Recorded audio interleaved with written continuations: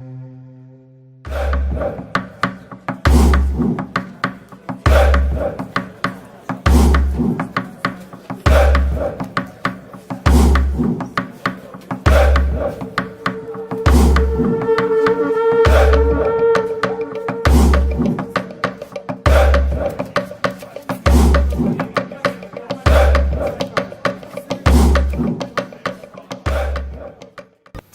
retour sur le plateau de la tranche info sur Canal 10, place maintenant au focus et nous sommes jeudi. Et le jeudi c'est anthropologie et nous recevons Nusere Kalala Omotunde. Bonsoir monsieur Omotunde. Bonsoir. Alors aujourd'hui on va parler effectivement de l'imposteur Christophe Colomb et ça vous découle d'un constat que finalement effectivement l'école on ne pourra plus la faire à la maison. Certains parents s'étaient déjà habitués à faire l'école à la maison. Là Emmanuel Macron a annoncé que l'école sera obligatoire dès 3 ans pour éviter le séparatisme religieux. Vous avez une autre théorie là-dessus? Oui, c'est-à-dire que en fait, tout ça a pris beaucoup de temps. Parce qu'il faut savoir que quand je commençais à m'intéresser à toute cette affaire, c'est vrai qu'il y a un professeur américain qui m'a intéressé, c'est Asal Iyad-III, qui est aujourd'hui décédé, mais qui disait dans ses ouvrages que la communauté noire pense qu'elle n'a pas de matériau pédagogique suffisamment puissant et suffisamment compétitif par rapport aux autres cultures, que ce soit la culture occidentale ou la culture arabe et autres, et qui fait qu'on a l'impression que lorsqu'il s'agit d'enseigner, c'est-à-dire de transmettre des savoirs, eh bien, il faut finalement être rattaché à l'un des convois, que ce soit le convoi occidental, le convoi arabe ou asiatique et autres. Et il expliquait que cela tient en fait à une méconnaissance. Une méconnaissance, je dirais, qui est quand même pathogène parce que transmise par la désinformation des ouvrages scolaires. Et il faut savoir que la HALD a fait un rapport, donc qu'il a remis, que cette organisation a remis au gouvernement français il y a à peine une dizaine d'années, dans lequel la HALD disait que c'est véritablement l'école qui fabrique les points de vue racistes et racialistes vis-à-vis donc de l'histoire et aussi des rapports humains au sein de la société française. Et qu'il fallait véritablement changer la donne. Il y a eu cette réaction des parents les parents se sont dit, bon, on va arrêter d'envoyer les enfants à l'école si l'école n'arrive pas à leur donner une colonne vertébrale de pensée, c'est-à-dire une espèce d'ossature qui leur permet d'avoir une vision positive d'eux-mêmes, parce qu'il y a une chose que je trouve toujours très intéressante à l'école, c'est le fait de parler de l'estime de soi, mais toujours par rapport au point de vue de l'autre. Alors comment peut-on faire l'estime de soi par rapport au point de vue de l'autre quand, lorsqu'on aborde un sujet, on a autant de difficultés à parler de l'apport intellectuel de l'Afrique dans ce domaine-là? Je prends un exemple simple. Je vais dans un établissement scolaire, je dis aux enfants, vous avez quelque chose dans la main qui prouve justement un apport conséquent de l'Afrique à l'humanité. Les enfants ne voient pas que c'est la feuille de papier, alors que papier vient de papyrus. C'est-à-dire qu'il y a vraiment quelque chose de très étrange dans cette façon de transmettre les informations. On a l'impression qu'on est là pour gaver des oies et non pas, je dirais, former des consciences conscientes d'elles-mêmes. Et c'est là où il y a un problème relativement important. Donc les parents ont pris cette initiative de se dire que, bon, je ne peux pas laisser la situation au niveau de cette conscience de mon enfant se retrouver traîné dans la boue. Donc je prends l'initiative finalement et je prends sur moi, on s'organise au niveau du couple, au niveau de la famille pour faire les cours à la maison. Et là, patatras, qu'est-ce qui se passe? Alors que la communauté noire, je dirais c'est la dernière communauté à penser l'organisation de son système scolaire, c'est là que tout le monde apprend qu'il y a la décision, en tout cas il y a le projet de faire en sorte que pour la rentrée prochaine, qu'il n'y ait plus d'école à la maison et que tous les gamins soient obligés de revenir à l'école. Ça, je dirais, c'est un peu de la dictature. Hein, il faut se dire clairement, c'est de la dictature. Alors il faut savoir que la dimension au niveau de, je dirais, de cette formation de l'élite qui vient tous de l'ENA, a toujours posé problème.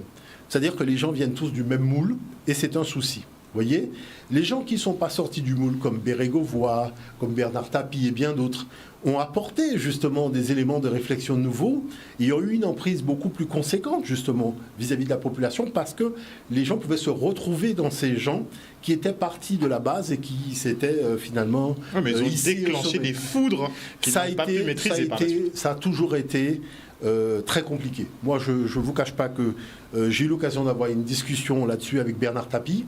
Et c'est lui-même qui me disait que c'est un défaut du fonctionnement de la France d'avoir des gens qui voient tous le mur de la même couleur. À partir de là, quand il y a une erreur, personne n'est capable de voir qu'on va droit dans le mur et qu'il s'agit d'une erreur. Alors qu'est-ce que vous pensez de cette éducation nationale qui est en train de débattre sur le fait d'insérer plus dans les programmes la culture noire et justement l'histoire de l'esclavage ? C'est-à-dire que le problème, c'est que la France a encore du mal à regarder son histoire en face. Vous voyez, par exemple, moi, on peut quand même discuter de choses simplement. Je trouve quand même très étrange qu'Olivier Giroud, qui n'a joué que 17 minutes de jeu dans son équipe, parce qu'il faut savoir que c'était une loi de M. Deschamps qui disait que si vous n'êtes pas titulaire dans votre club, vous ne pouvez pas jouer en équipe de France. Et là, vous avez quelqu'un qui n'est pas titulaire dans son club, qui n'a joué que 17 minutes depuis que le championnat a recommencé, et on vous dit qu'il est titulaire, même capitaine de l'équipe de France. On sent qu'on est dans quelque chose qui ne dit pas son nom. Le privilège blanc ? Voilà. C'est-à-dire que là, c'est clair. C'est-à-dire qu'il y a quelque chose de très étrange. Parce qu'on fait des dérogations, je dirais, pour des gens qui n'ont pas de résultats dans leur club. Alors que c'était une loi, c'était un principe érigé. Donc c'est toujours un petit peu ça. C'est-à-dire qu'il y a toujours cette embuscade un petit peu permanente qui veut que finalement, même par la tricherie, que ça soit quand même toujours... l'occidental qui soit devant, quitte à recourir au calembour et à l'escroquerie intellectuelle. Tout autant que ce problème-là n'est pas réglé, y compris sur la problématique de la colonisation d'Afrique. Parce que regardez quand même une chose qui est extraordinaire. Il y a eu ce documentaire sur France 2 qui est passé cette semaine, mardi. Les gens parlent de ça comme c'est de l'histoire alors que c'est de l'actualité pour nous. C'est-à-dire que pour nous, c'est de l'actualité, c'est de la réalité de tous les jours. Et les autres en parlent comme si c'était de l'histoire. Et quand on veut aborder la dimension de l'actualité de cela, on voit que, on change de sujet, on change d'intervenant. Donc, tout ça montre bien que les problématiques ne sont pas encore réglées, véritablement, pour pouvoir avoir un objectif, je dirais, un rapport avec l'histoire et avec la réalité qui soit basé sur un minimum, je dirais, de respect de la personne humaine. Pour le moment, on n'y est pas. On n'y est pas pour diverses raisons, parce qu'il y a des intérêts financiers, des intérêts matérialistes en jeu. Et puis, il y a aussi le fait que des puissances émergent avec des moyens colossaux et qu'il faut fermer un peu la nasse sur le plan idéologique. On le voit en ce moment avec la problématique de la religion chrétienne qui redouble d'efforts pour refaire des adeptes. C'est-à-dire tout le monde prend finalement la communauté noire. On va à la pêche, on lance un grand filet, on essaye de rattraper le maximum de poissons, comme si cette communauté n'a pas de projet pour elle-même. C'est ça qui est extraordinaire. Mais concrètement, M. Motoundé, cette communauté n'a pas de projet pour elle-même. C'est-à-dire que la chose, c'est qu'il faut avoir déjà un système de réflexion pour avoir un projet. Parce que moi, ce que je lis sur les WhatsApp, pour moi, c'est du grand n'importe quoi. Je tiens quand même à rappeler une chose qui est simple, c'est que la Guadeloupe, le rituel ésotérique qui a été fait par Christophe Colomb pour appeler ce pays-là Guadeloupe, il faut savoir que la Guadeloupe, c'est un égrégore, d'accord, avec lequel il est venu. Nous n'étions pas là. Nous étions en Afrique. Donc on ne peut pas se réclamer d'un rituel qui ne nous concerne pas. Si on a un projet, il faut commencer par donner un nom à ce projet. Et ça, il faut quand même être un petit peu sérieux. Parce que vous ne pouvez pas rentrer dans des rituels, c'est-à-dire que si les gens ne savent pas ce que c'est que coloniser une terre, ce que c'est que arrimer les énergies d'une terre, renseignez-vous. Documentez-vous sur la question. Justement, sur les égrégores, est-ce que vous pouvez éclairer nos téléspectateurs ? C'est-à-dire que c'est des masses d'énergie qui sont créées par des groupes humains avec des orientations précises. Bonnes ou mauvaises, puisque l'énergie, au départ, elle est neutre. Donc, à partir du moment où vous donnez une orientation qui a été celle de l'histoire, je dirais le projet Guadeloupe, c'est un projet nauséabond. C'est l'esclavage et la colonisation. Moi, je ne me réclame pas d'un projet qui est véritablement l'entreprise du diable. Il faut quand même le savoir. C'est l'entreprise du diable, ce projet de Guadeloupe. sur lequel on va de n'importe quoi en n'importe quoi, et il n'y a rien qui fonctionne normalement. Tout est en embuscade, il y a un abracadabra et je t'embrouille. Il faut quand même se dire les choses un peu clairement là-dessus, sans, je dirais, toujours en restant dans quelque chose qui est de l'ordre de l'évidence. Mais il y a quelque chose de pas clair. Mais comment faire table rase de cela si déjà, par exemple, l'appellation Guadeloupe déjà est problématique? C'est-à-dire que, vous savez, en fait, les communautés créent leur idéal de civilisation. Peut-être que c'est ça qui nous manque aussi. Il nous manque un idéal de civilisation de manière à pouvoir disposer d'une colonne vertébrale qui nous serait propre. Il manque aussi un rapport avec les ancêtres. Quand je parle de rapport avec les ancêtres, ça inclut la spiritualité. Parce qu'on ne peut pas se réclamer d'une spiritualité qui ne nous concerne pas et qui a été relativement agressive. Vous savez qu'en Guyane, l'Église a demandé pardon, je dirais, aux Noirs guyanais pour l'esclavage et la colonisation. Donc ça montre bien qu'il y a un problème à ce niveau-là. On ne peut pas se réclamer d'un truc qui a été contre nous. Il faut quand même se souvenir que, oui, il y avait des courants, il y avait des protestants, il y avait des catholiques, il y avait tout ce que vous voulez, mais tous sont venus à bord des bateaux négriers. Donc si vous êtes à bord du bateau négrier, c'est que le projet négrier, vous vous inscrivez dedans d'une façon ou d'une autre.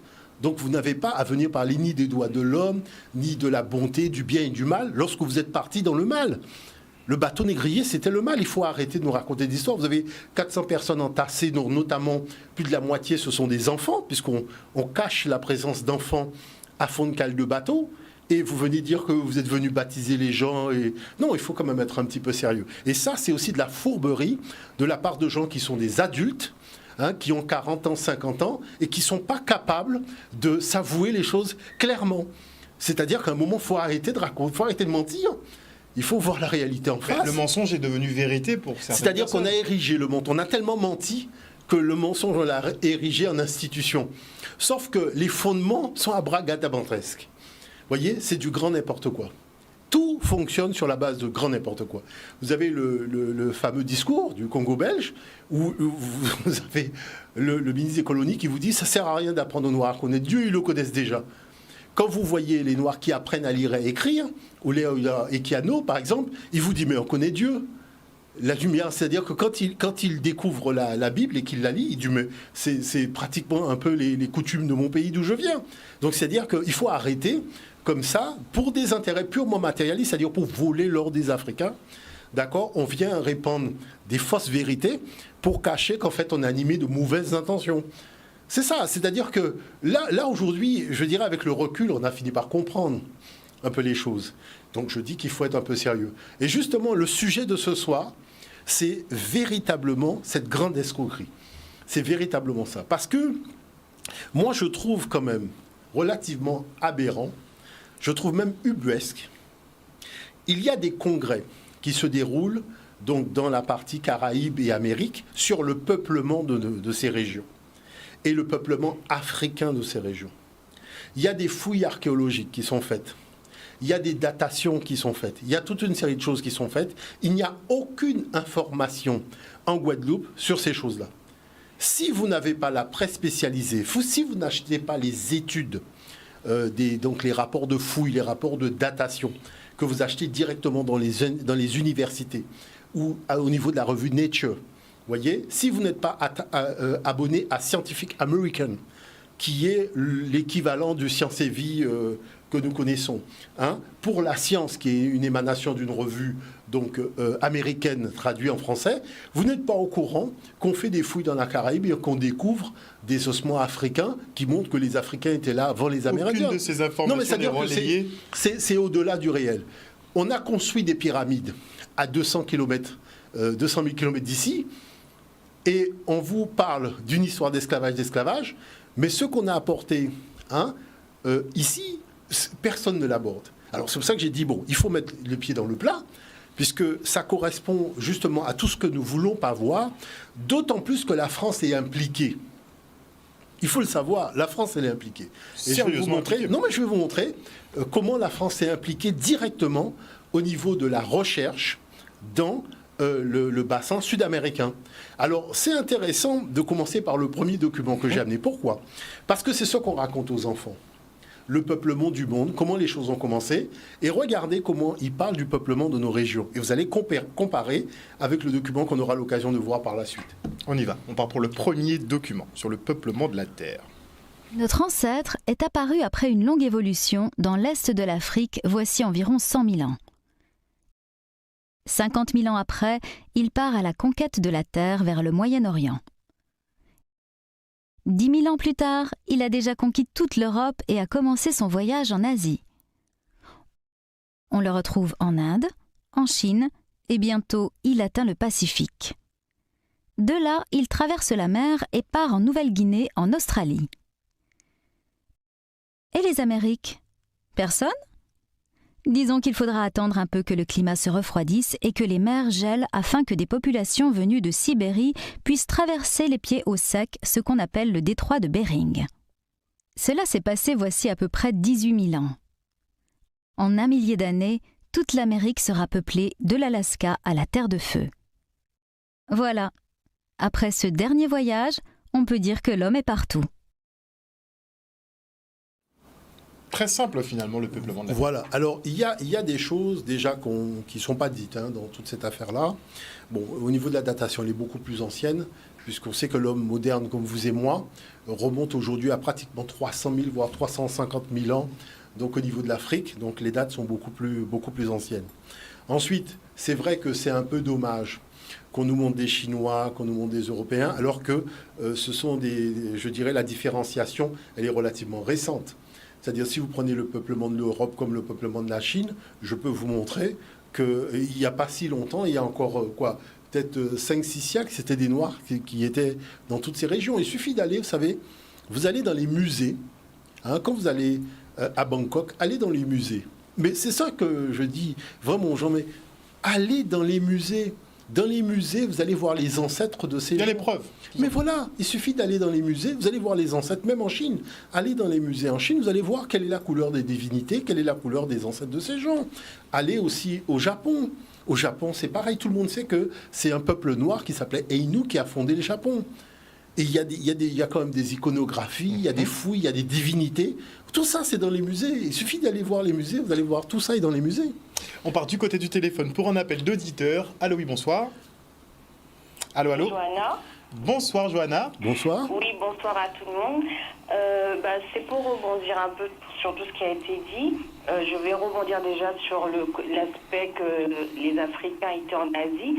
Quand on regarde bien certains Africains actuels en Afrique subsaharienne, on a encore des Africains aux yeux bridés, qui ont les traits bridés et qui ressemblent aux Asiatiques trait pour trait. Donc on voit que la racine des Asiatiques sort d'Afrique. D'autre part, on peut se questionner aussi pour le fait que les Caribéens ne soient pas au courant qu'il y a des fouilles qui sont faites dans le bassin caribéen. Est-ce que c'est pas voulu et entretenu par l'Europe et les autres pays dominants pour empêcher le peuple de voir correctement ce qui se passe et ce qui a été fait dans le passé et ce qui se fait toujours? Parce qu'on aurait dit qu'on est aveuglé par le christianisme. On n'arrive pas à se retourner en arrière pour dire mais peut-être que ça ne correspond pas à notre culture, qu'il est temps de se retourner à notre à nos racines. Et j'ai l'impression que tout ça est orchestré et que ni nos dirigeants et ni les gens qui sont là pour nous éclairer sont là pour briser en fin de compte ces chaînes-là. Donc oui, en tout cas le débat est très passionnant. Merci beaucoup, madame. Merci, Merci. Bonne soirée. Totalement. Alors en fait, ça va même beaucoup plus loin. Vous savez que quand les Asiatiques sont arrivés en Afrique, les Africains ont été très surpris de voir qu'ils se comprenaient dans la langue. Vous savez, Yamamoto, tout ça. Exact. Vous allez au Cameroun, les gens de similitudes. mais bien sûr, les gens se comprennent. Donc c'est-à-dire que, et je vais vous dire une chose, même des Africains qui ont été enseignés donc en Asie, au Japon, mais se sont retrouvés dans la tradition qui était celle de leur grand-père et de leur grand-mère. Et les chants avec spirituels juste se le ressemblent kimono, voilà, parce que la tenue a juste cette divergence-là, mais pour le reste, c'est la même chose. Donc c'est vrai que Madame soulève quelque chose qui m'interpelle. Et je vais prendre un exemple précis, d'accord?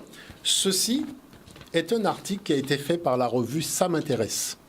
D'accord ? La revue Ça m'intéresse. Et comme on peut lire au niveau du titre, le titre, c'est Les Noirs d'Amérique ont découvert... Donc, les Noirs d'Afrique ont découvert l'Amérique.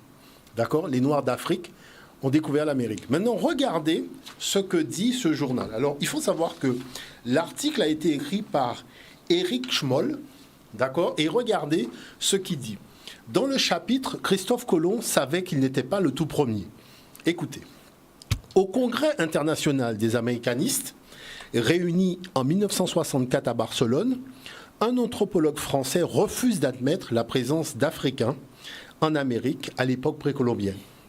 Tout du moins qu'on n'exhumera pas de squelettes africains en y apportant la preuve.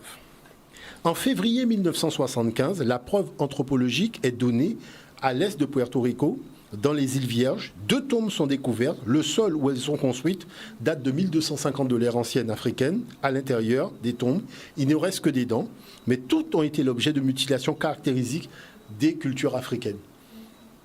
Donc vous voyez que la chose, c'est comment une information comme celle-là, et vous voyez qu'on vous dit le congrès des Africains, mais il y a plein de congrès comme ça, il y a des congrès en Amérique, il y a des congrès au Brésil, parce que vous savez qu'on a trouvé le crâne de Lucie, donc la fameuse Luzia, qui est le crâne de, d'ailleurs j'ai amené un document là-dessus, de cette Africaine qui peuplait l'Amérique avant, donc il y a eu des congrès sur tout ça. Et la chose, c'est qu'on continue de raconter des contre-vérités. Prenons le temps de regarder le deuxième document, vous allez voir quelque chose qui est extraordinaire. Le deuxième document, ça se passe au Brésil. On y va.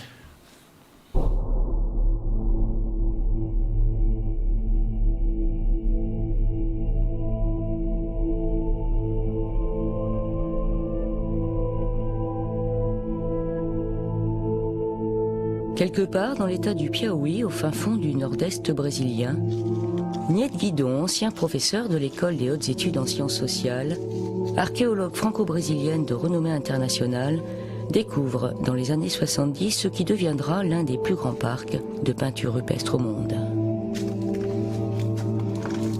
L'histoire débute ici, dans cet abri sous roche, avec la découverte de ces étranges peintures de style inconnu.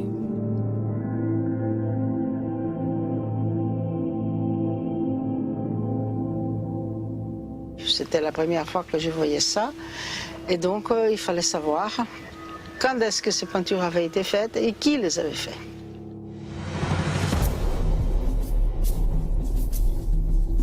Et en cherchant à savoir qui étaient les auteurs de ces œuvres, Niette Guidon était loin de se douter qu'elle allait révolutionner l'histoire du premier peuplement de l'Amérique et découvrir que certaines d'entre elles sont peut-être les plus anciennes de l'humanité.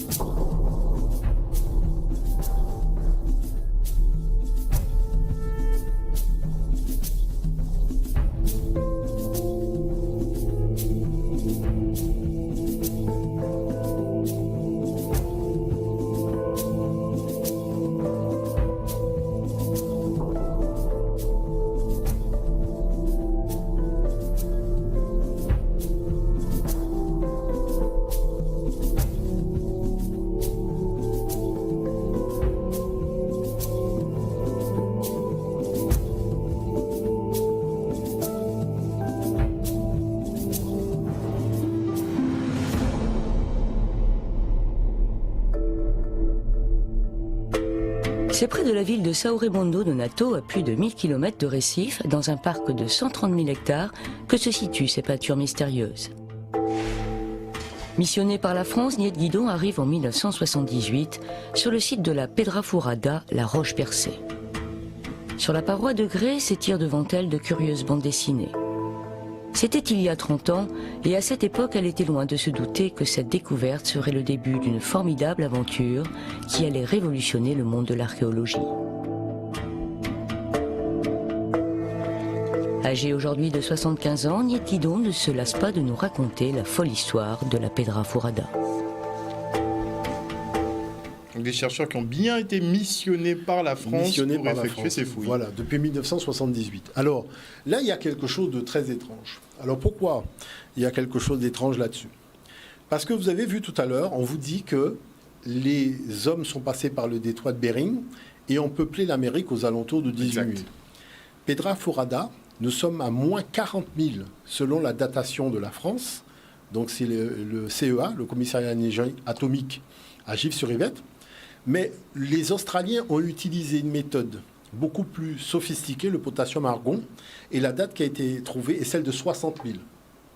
Donc ce qui fait que 40 000 ans avant les Indiens, la population noire n'était pas au bord des côtes.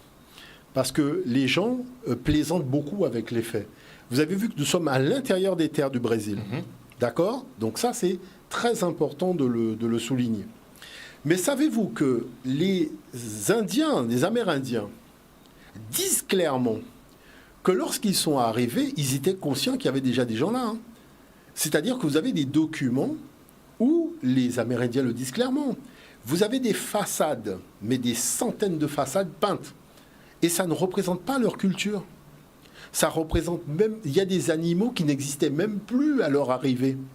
Donc tout ça, il y a quand même des chercheurs au Mexique. Vous voyez, il y a quand même des chercheurs au Brésil. Mais quel est le problème ? Parce que je vais répondre à la question de la dame de tout à l'heure. Vous savez que lorsque j'ai fait le FESMAN, puisqu'il y a eu une commission scientifique qui a été organisée durant le FESMAN, donc des chercheurs internationaux sont venus et justement, donc on m'a demandé d'être présent et donc j'ai fait partie de cette commission scientifique. J'étais avec les représentants du Brésil et donc qui sont d'ascendance européenne pour la plupart, et il y avait un monsieur qui était d'ascendance africaine. Alors je lui dis, mais est-ce que vous savez que les premiers habitants du Brésil, c'était les Africains? Et tout de suite, j'ai vu une espèce de « oh là !» J'ai dit, mais qu'est-ce qui se passe? Donc ce comportement-là m'a beaucoup intrigué. Et j'ai commencé à chercher, mais pourquoi c'est un sujet que vous ne pouvez que difficilement aborder avec des ressortissants, que ce soit du Honduras, du Pérou et autres. Parce que le problème est démographique. On va l'expliquer très simplement. Il faut que vous sachiez que la variété d'ascendance européenne est en chute démographique. C'est-à-dire qu'ils font de moins en moins d'enfants. Et comme les revendications de la population africaine, qui, elle, est en explosion démographique, donc posent des problématiques lorsqu'il y a les élections. Parce qu'on voit bien que toute la problématique des élections aux États-Unis avec Trump, on se dit, même si le président est atteint de cécité mentale, ce qui est important, c'est qu'il soit blanc. Est-ce que vous voyez l'affaire? Parce qu'on sait qu'en face, de toute façon, c'est la der des der. Et on le voit avec le parti d'en face. C'est-à-dire, soit vous mettez Madame Obama, ou soit vous mettez la jeune femme qui veut mettre vice-présidente des États-Unis. Donc, de toute façon, je dirais, les carottes sont cuites. Donc, pour bloquer les velléités des Noirs brésiliens sur ces questions, est-ce que vous avez vu que le musée où il y avait les preuves archéologiques de la présence africaine au Brésil a brûlé? C'est-à-dire tous les... Mais ce qui est grave, c'est qu'ils avaient demandé aux chefs amérindiens de ramener les pièces les plus rares au musée. Exactement. D'accord? Et ils ont brûlé le musée avec les pièces des Amérindiens et ils ont brûlé le musée avec les pièces les plus anciennes. Tout est parti en fumée. Tout est parti en fumée. C'est dingue. Vous voyez? Et ça se fait pas. Hein, ça, c'est vraiment une problématique qui est quand même relativement sérieuse à ce niveau-là. Alors, une question qu'on va se poser, c'est comment finalement les Africains ont peuplé l'Amérique? Est-ce qu'ils naviguaient déjà? Grande interrogation. La chose, c'est que moi, pour avoir participé à des débats sur ce genre de choses-là, je pense que les gens qui s'opposent à la présence africaine ont un problème mental. Carrément. Pourquoi je dis qu'ils ont un problème mental? Parce que soit ils prennent des gens qu'ils ont en face d'eux pour des débiles, soit ils ont des neurones qui sont, en perte d'activité. Parce que, pourquoi je dis ça? Je vais vous dire une chose qui est très simple. Tout le monde sait que lorsque Christophe Colomb devait faire la traversée, il a bénéficié de l'expertise des Africains de l'Afrique de l'Ouest. Pourquoi? Parce que vous savez quand il est parti donc, au Caire et ensuite à la Mecque, pour donc tout simplement faire valoir ses intérêts commerciaux, puisqu'on parle toujours de Berlin. Non, c'est le chef d'un royaume qui veut rentrer dans le circuit mondial des transactions. Et c'était l'un des hommes les plus riches du monde. C'était l'homme le plus riche du monde, d'ailleurs. Hein. Bon, donc il se dit, mais attends, je suis l'homme le plus riche du monde. S'il y a un commerce mondial, je dois quand même être à la tête de ce commerce mondial. Ce qui est, je dirais, au demeurant explicite. Bon. Mais l'erreur qu'il va commettre, c'est de dire que le souverain qui était là avant lui, c'est-à-dire son frère, est parti avec une flotte de 2000 marins en direction de l'Amérique. D'accord. Et ce qui est, je dirais, relativement problématique, c'est que les Arabes étaient dans la péninsule ibérique, c'est-à-dire qu'ils occupaient l'Espagne à l'époque, Et donc, du coup, ça va tout simplement déferler, cette information va déferler dans le monde arabe. Et quand les Catalans vont réaliser la carte du monde, où ils vont représenter le roi, donc malien, à la tête de son empire, assis sur un trône d'or, avec un sceptre d'or, une couronne d'or et un globe d'or, ce qui est important, c'est de voir qu'il y a un bateau, donc un grand bateau, qui est orienté vers l'Amérique. Or, à cette époque-là, on sait très bien que les Arabes ne sont pas venus au Mali par bateau. Et les Européens ne sont pas encore arrivés. Parce que les Européens, les Portugais arrivent en 1441. Là, on est en 1300. Donc, c'est pas possible que le bateau soit un bateau européen. Vous voyez l'affaire ? Donc, c'est-à-dire, même sur le document catalan, on voit que la présence du bateau montre que les Européens ont reçu cette information qui a été tout simplement ébruitée par Kanka Moussa. Donc, ça veut dire que quoi ? Ça veut dire qu'ils avaient tout simplement exploité ce courant qu'on appelle aujourd'hui le Gulf Stream. Et vous serez surpris de voir que n'importe quel Européen peut partir même avec canoë-kayak et traverser l'Atlantique. Parce que vous avez, Alain Bombard l'a fait en bateau pneumatique, il y en a un autre qui l'a fait en tonneau, il y en a un autre qui l'a fait, il y a trois personnes qui ont fait à la rame. Enfin, je dirais, c'est tout le temps que nous avons des gens qui arrivent soit en Martinique, soit en Guadeloupe, soit notamment à la Barbade ou à Trinidad, et qui ont traversé l'Atlantique, je dirais, avec des moyens de fortune, exact. Sans boussole, sans voile, sans même gouvernail, sans rien, et ils arrivent chez nous. Donc, la chose, c'est qu'il faut arrêter de raconter quand même des histoires d'hommes debout, parce que vous tapez sur Internet, vous n'avez que ça. Bon, donc ça, c'est important de le souligner.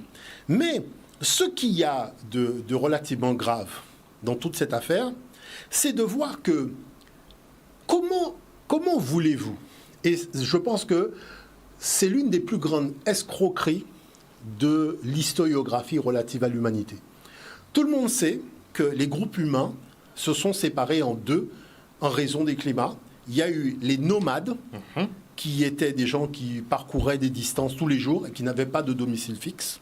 D'accord ? Donc ça, ce sont les Sémites et les Indo-Européens.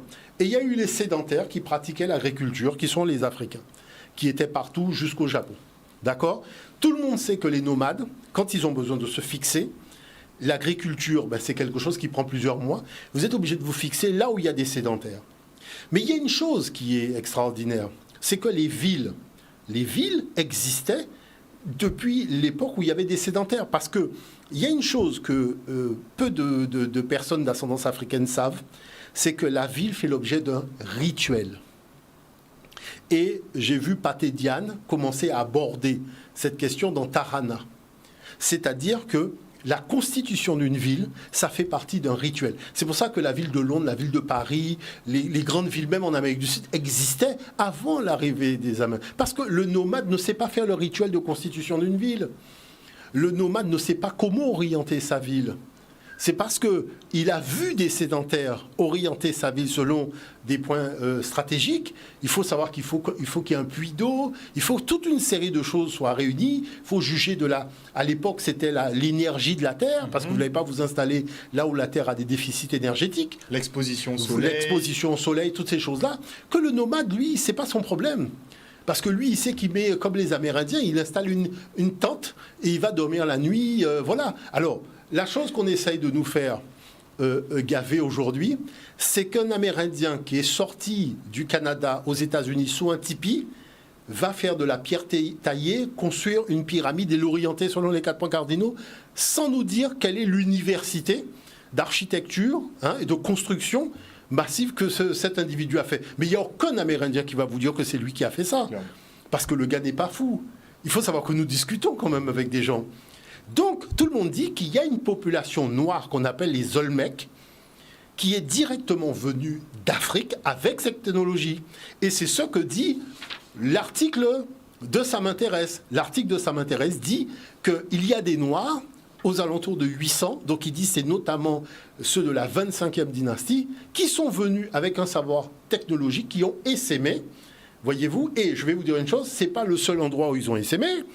C'est le seul endroit dont on parle, parce qu'il y a des choses qu'il faut savoir qui sont au-delà du réel. Voyez ? Mais toujours est-il qu'ils ont essaimé là et ils ont commencé tout simplement à bâtir des éléments, y compris de culture, qu'ils vont faire à montrer que la cérémonie, par exemple, du défunt de l'ouverture de la bouche en Égypte est la même cérémonie représentés sur les murs des pyramides en Amérique du Sud. Et il a montré plein d'éléments comme ça. Donc c'est pour ça que je dirais, sur le principe, c'est important de voir ça. Mais est-ce qu'on peut voir On va passer du côté du téléphone. Oui, s'il y a quelqu'un au téléphone. Oui, totalement. Allô, oui, bonsoir. Bonsoir. Bonsoir, monsieur, on vous écoute. Bonsoir, monsieur. Pigeon. Nous là. Pigeon au monde, l'ami du monde. Oh. Ah, pas nous qui là, alors. À Katanou. Oui, totalement. Alors, parlez bas, nous, l'ami du monde. Hein? Parlez bas, nous. Bon, je vais parler, vous savez, ça connaît bien, ça veut dire, en peuple qui l'esprit est aussi élevé, parce que nous, les frères africains qui plaident l'histoire, parce que ça, oui, c'est un peuple qui a toute sa richesse, et qu'on va cacher le peuple à toute richesse, et toute trésor, et toute valeur, et qu'on va cacher dans la poubelle qui a commandé, et je crois que ça des crimes contre l'humanité, autrement que vous pas penser, parce que là, où vous l'histoire, en fait, c'est qu'on voulait le peuple tout vivant, quoi. Et c'est ça qui arrive à nous, parce que on ne peut pas comprendre toute sa richesse qui n'y a pas, mais surtout nous en Guadeloupe, parce que nous avons fait métaphore, nous avons mis en Guadeloupe, et la diversité là, nous n'avons pas mis à nous là, la richesse là, la valeur là, ressources là, nous n'avons pas mis à nous là, et que là, on ne peut pas connaître valeur ressources, il ne peut pas comprendre la vie, il ne peut pas contrôler ressources là, la richesse là, mais là, je vais parler langage les autres, qui sont les autres, mais les autres, même qui comprennent la diversité là, ça, pas contrôler, par contre, tout ça, nous n'avons pas mis à nous là, parce que puis vous êtes arrivé là, vous êtes arrivé là pour faire vous-même humilier. Parce que peuple, nous sommes peuple qui est capable de la vie, capable de la science, capable de la connaissance divine, du sacré. Et que pour monter élevé à niveau là, ça faut une connexion avec tout ça que la nature crée avec, une connexion pour comprendre secret à la vie, secret à vent, secret à soleil, secret à toute divinité là, ça qui entoure pour payer émanciper de ça, il y a pour jouer dans l'école. Parce que pour jouer là, ça minime, ça pas la vie. Ça c'est à l'école là, escroquerie, même mendiant pour apprendre à plus de monde. Mais le secret de l'école là, la vie même que nous parlons, que le peuple nous laisser, nous, qui est toujours pratiqué, qui est toujours fait nous comprendre, et que c'est ça qui est dit dans nous, que nous ne veut pas que nous développer, et que si nous développons ça entre nous les frères, c'est un continent après la Dominique, après la Caraïbe même, nous mettons ça en pratique. Vous-même, vous pouvez engager dans la ville que nous sommes là, même parce que vous-même pas éduqué à comprendre la force que nous sommes là. Parce que ça dépend de nous qui peut comprendre. Chaque grain à boire et chaque terre, chaque bout de terre nous sommes en Guadeloupe, sans richesse, sans divinité que nous sommes. Il ne faut pas nous laisser mais à les autres. Parce que peuple en nous qui vivent, qui comprennent richesse et pas l'émancipation à la richesse comme ça, il ne faut pas laisser tomber. Et tout ça, il fait, mon cas, il fait dans l'humanité, c'est grâce à eux. Parce que si nous-mêmes, qui un pays là pas été comprendre ça, ou nous tous des qualités des autres, nous qualités des autres, pour nous faire avancer ensemble, parce que petit temps nous venons mener message bon, il faut nous arriver à comprendre, nous pouvons entrer dans nous, pour nous faire comprendre que nous avons richesse, nous avons des gens qui sont capables de comprendre que ça ne peut pas comprendre avant. C'est important pour nous faire ça dans nous, pour nous faire suivre le combat là, et comprendre ça pour la vie parce que si nous ne comprenons pas, nous créons des difficultés, ça ira pas dans le monde là. Totalement. C'est une chose que nous sommes, et que ne peut pas nous laisser pour nous, c'est la vie, et c'est tout ce qui appartient à la vie, parce que la vie en parle l'homme. La vie, c'est Zozio, c'est Miel, c'est tout ce qui entoure la vie. Tout ça sacré. Parce que si nous ne pas prendre grandeur et connaissance à ça, l'esprit en nous-mêmes pas grandi. Parce que chaque pied, on peut mettre sur la terre, peut mettre bouillard, peut mettre mango, peut ajouter n'importe dans l'école qui là. Parce que vous ne pouvez pas mettre au grand pied, en pierre bouillard, c'est certainement qu'on peut venir écrire. C'est sans l'école. En mango, vous pouvez même écrire science. Vous comprenez chaque pied bois et l'école de le là, ça, peut pas nous déconnaître. Totalement. Alors, si nous mettez à partir de nous, dégager, éclairer les frères aussi, parce que c'est important pour nous, parce que le peuple a pleuré, le peuple a traîné, et ça belle, et on va connaître un peu plus de force, parce qu'on connaît qu'il faut se rappeler. Totalement. Mais quand nous avons dit l'école là, là au monde, les frères, à la télé connaître-vous, mais les frères, les jeunes qui ont la rue là, bien aussi, parce que dans l'école qui ont la rue là, le peuple qui attend vous, parce que vous connaissez, vous avez découvert ce là, parce que c'est grâce à vous et les autres que nous pouvons avancer dans ce pays là, parce que sans autres, sans nous, nous pouvons avancer. Ma case de continuer et je vais aller sur force et combat peuple et l'esprit, nous va continuer. Il ne faut pas nous rendre l'espoir peuple nous parce que jamais. Ça permet de nous de diviser entre la Caraïbe. Nous battons Valais, nous baillons force de toute l'histoire, tout l'égoïsme, nous frères nous qui à côté, nous qui dans le langage. Je dis, je me dégage en anglais, espagnol, toute qualité de langue, ça dans l'école, il y a pas dans l'école avec des frères qui à côté. Ça sent honte qu'il faut nous parler pour nous parler avec nous. Ça sent honte pour nous garder nous jours. Et c'est pas normal que nous acceptions, nous dominer et frères nous créer avec eux, nous avons une sorte d'immense culture à développer ensemble parce que connaissance pas vivre tout seul. Effectivement. Si nous fusionnons ensemble, merci. C'est ça pour nous faire dans la Caraïbe, parce que c'est Africa qui l'a, parce qu'Africa, c'est le peuple de l'humanité. On ne peut pas vivre sans lui, pompe des avoir de sans lui. Merci beaucoup, l'ami Merci, du mon monde. très cher Kaberet. Et nous gardons samedi, tout le monde qui écoute, nous pas faire du bon la voix. Aller la place là pour tout le monde comprendre que c'est le même combat là nous va mener. D'accord. Merci beaucoup à l'ami Merci. du monde. Non, il y a quand même une chose qu'il faut souligner, c'est que toute force qui va dans un sens a une force contraire qui veut l'emmener dans l'autre sens. D'accord ? Je pense qu'il faut comprendre comment l'univers s'est formé. Parce que moi, c'est vraiment en m'intéressant à la cosmologie, en écrivant les ouvrages Cosmogénèse Kamite, que j'ai vu que s'il n'y a pas d'opposition, nous sommes dans un modèle qui est voué à ne même pas apparaître. C'est-à-dire, la chose apparaît parce qu'il y a opposition. Et ça, c'est important de le comprendre. Donc, il y a ce qu'on appelle la nature humaine. On ne peut pas, je dirais, faire comme s'il n'y a pas la nature humaine. Dans la nature humaine, il y a des bons penchants comme il y a des mauvais penchants. C'est vrai que depuis 500 ans, nous sommes confrontés à des mauvais penchants. Mais nous sommes, nous, appelés à faire émerger de bons penchants. Ce n'est pas parce qu'en face, ils veulent aller dans ce qui est de l'ordre du colonialisme qu'on est obligé de les suivre. La chose, c'est qu'on peut s'organiser. Mais il y a une chose qu'il faut par-dessus tout, c'est la connaissance. Si vous n'avez pas la connaissance, parce qu'il faut savoir que ce qu'on essaie de montrer, c'est que l'Amérindien, aujourd'hui, sa connaissance vient de l'Afrique. On le voit au niveau de la langue, on le voit, on verra au niveau du lexique terminologique, la toponymie.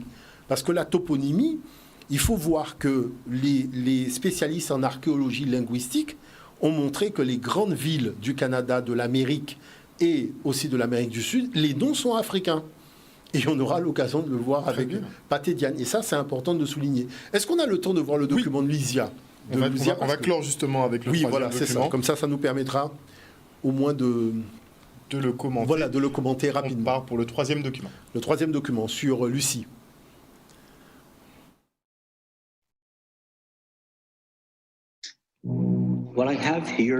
J'ai ici le crâne de Lucie, l'un des plus vieux, sinon le plus vieux squelette humain jamais retrouvé en Amérique.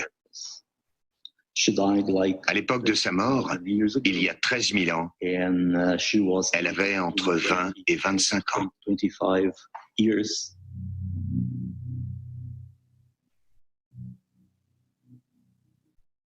Lucie a été exhumée dans le centre du Brésil en 1975.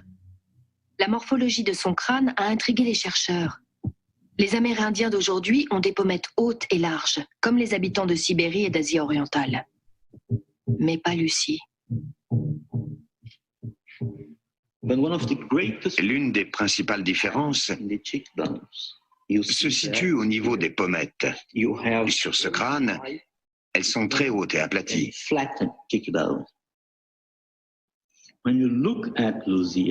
Celles de Lucie sont plus basses et moins plates que celles de ce spécimen asiatique.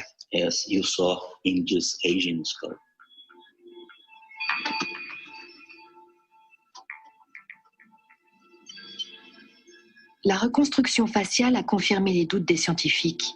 Lucie n'avait pas de traits asiatiques.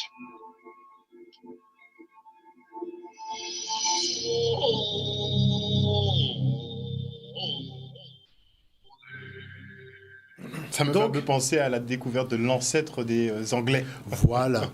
On est sur le même schéma. C'est là où ça devient intéressant. Ça devient intéressant parce qu'à partir du crâne, ils ont pu reconstituer ce premier Anglais noir. Vous voyez ?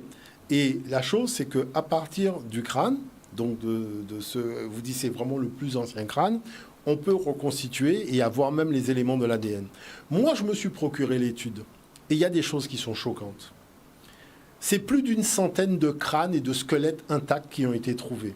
Sur une superficie de plusieurs dizaines de kilomètres. C'est un peu comme si ils avaient créé une ville qui était de la taille de New York, à l'intérieur du Brésil. Et on a fait les prélèvements d'ADN et on sait précisément d'où ces gens viennent d'Afrique. Donc, c'est-à-dire qu'il y a quelque chose qui est assez surprenant entre la médiatisation d'une découverte bon, vous vous contentez de ceux que vous avez dans l'article de presse sans être allé acheter les éléments de fouille. Mais quand vous allez chercher les fouilles archéologiques, vous découvrez qu'en fait, on vous a caché beaucoup d'informations. Une omerta sur l'histoire. Beaucoup d'informations. Donc, c'est là où on voit véritablement qu'il y a un problème. Il y a un problème à ce niveau-là. Maintenant, ce qui se pose, c'est le peuplement de nos régions.